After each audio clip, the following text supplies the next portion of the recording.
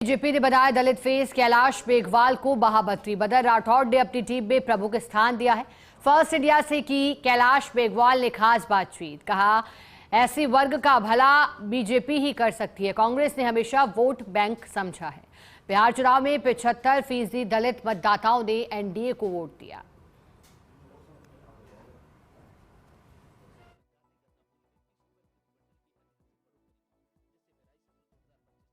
मदन राठौड़ की नई टीम में भारतीय जनता पार्टी के दलित चेहरे कैलाश मेघवाल को बीजेपी प्रदेश का महामंत्री बनाया गया है। एक महत्वपूर्ण दायित्व उन्हें सौंपा गया है। एससी मोर्चा प्रदेश अध्यक्ष के बाद अब वो महामंत्री की जिम्मेदारी को संभालेंगे। कैलाश जी, नई जिम्मेदारी के लिए बहुत शुभकामनाएं आपको। कांग्रेस ये आरोप लगा रही है कि एससी और एसटी का जो प्रतिनिधित्व है मदन राठौड़ की नई टीम में होना चाहिए था, उतना नहीं मिला। आपको महामंत्री का दायित्व दिया गया है, क्या कहेंगे?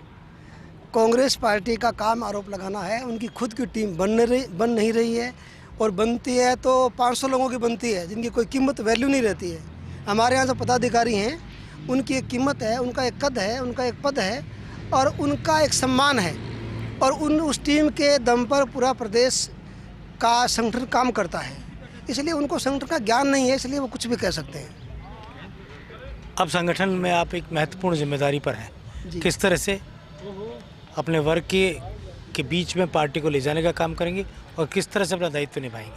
देखिए, हमने एससी मोर्चा का अध्यक्ष रहा हूं और हमारी टीम भी यहाँ दिख रही है आपको। हमने 5 साल में एससी समाज में ज़बरदस्त काम किया है और एससी समाज को भाजपा के साथ खड़ा करने में एससी मोर्चा ने एक बड़ी भूमिका का निर्वहन किया है।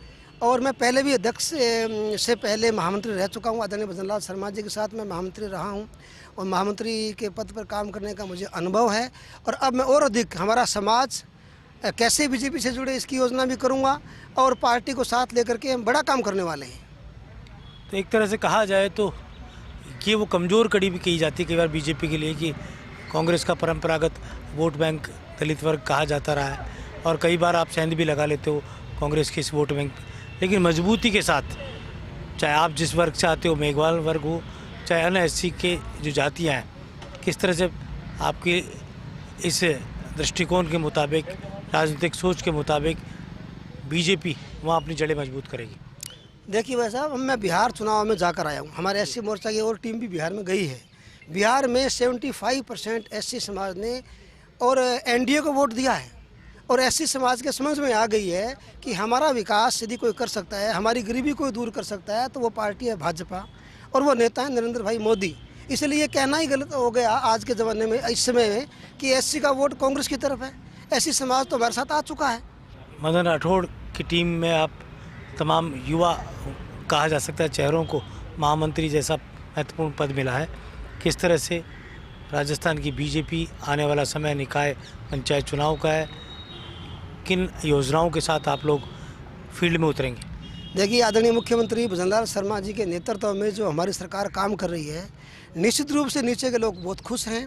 हमारी पार्टी हर कार्यक्रम को सरकार के साथ साथ हमारी योजना बना करके हम भी वो कार्यक्रम और योजनाएं जनता तक पहुंचाने का काम करते हैं। ये टीम बनने के बाद कोई विशेष तैयारी होगी ऐसा नहीं है। हमारी तैयारी तो पहले से ही है और पार्टी हर समय हर चुनाव के लिए तैयार रहती है। इसकी हमारी आंतरिक रचना रहती है और निकाय चुनाव, पंचायत चुनाव की तैयारी ज़बरदस्त है। और मैं कह सकता हूं कि बड़े अंतर से हम कांग्रेस को परास्त करके और नगर निकायों पर और पंचायत राज के निकायों पर कब्जा करेंगे। और देख सकते हैं आप, कैलाश जी मेघवाल ने कहा है कि बीजेपी एससी वर्ग के बीच में मजबूती के साथ अपनी जड़ें जमाने के लिए तैयार है।